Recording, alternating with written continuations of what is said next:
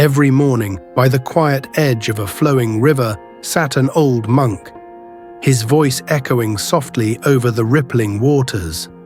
With eyes half closed and a peaceful smile playing on his lips, he would calmly chant the same words again and again. "Whatever you want, you will get. Whatever you want, you will get." The villagers nearby had grown used to his presence. Some laughed, some shook their heads, and most simply walked by without a second thought. To them, he was just another wandering soul, lost in his own world of dreams and illusions. But one day, the wind carried his words to someone who truly needed to hear them. A young man, worn down by the weight of disappointment, happened to be walking along that very path. His face bore the marks of struggle, and his eyes held the tired glint of someone chasing a dream that always stayed just out of reach.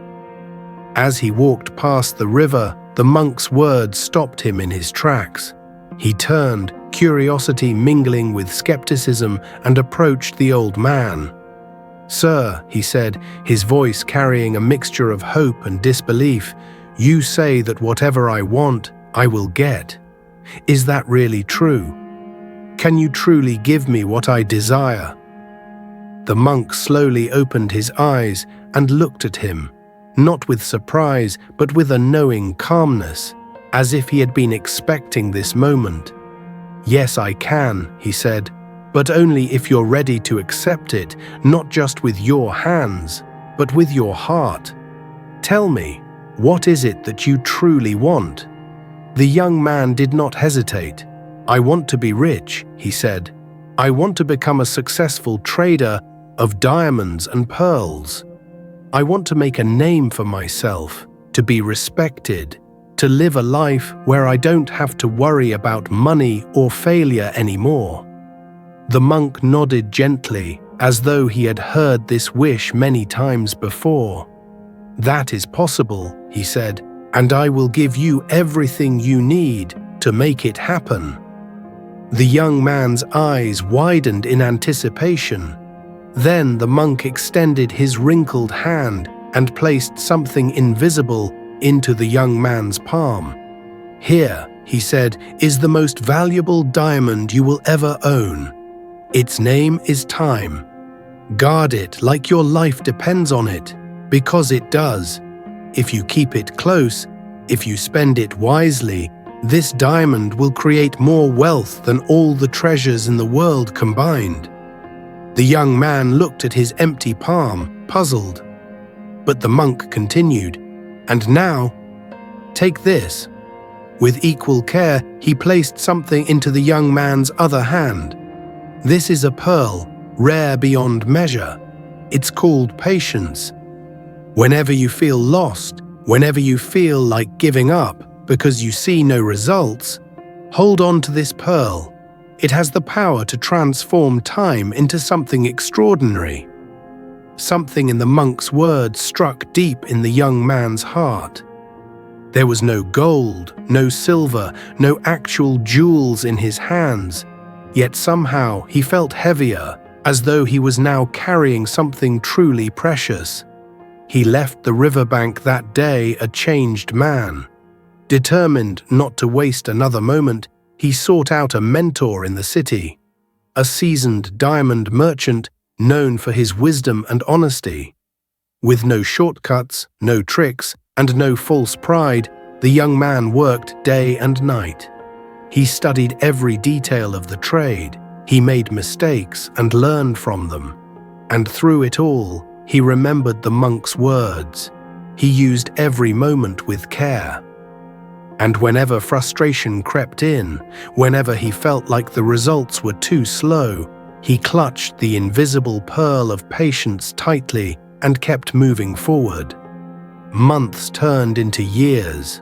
The young man rose steadily, not with bursts of luck or dramatic success, but with quiet, deliberate progress. And one day, he was no longer an apprentice. He became a name in the market, a respected trader of diamonds and pearls, just like he had once dreamed. His story became a whisper in the wind, carried along just like the monk's words had once reached him.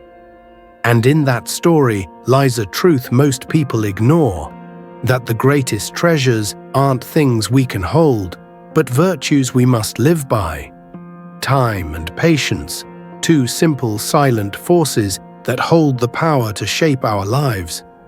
Yet we often throw them away too easily. In our world, where everything is expected instantly, from success to happiness, we forget that all great things take time. We want rewards without the wait, growth without the grind. And when things don't go as planned, we blame the world, or worse, we blame ourselves. We quit too soon, we doubt too much. But the truth is, everyone faces those moments of emptiness, those nights filled with questions and no answers. The difference lies in what we do next. Do we give up, or do we keep going? Do we chase distractions, or do we stay the course with calm persistence? Time doesn't shout, it doesn't beg for your attention, but it quietly slips away, second by second, never to return. And patience, though soft and silent, is not weakness. It is strength in its purest form. The strength to keep walking when the path ahead looks long and empty. Those who master these two, those who treat every moment like gold and every delay as part of the journey, they're the ones who make it. They're the ones who build real success, not overnight, but over time, and not with noise, but with quiet determination. So if there's something you want, truly want, don't wait for a miracle.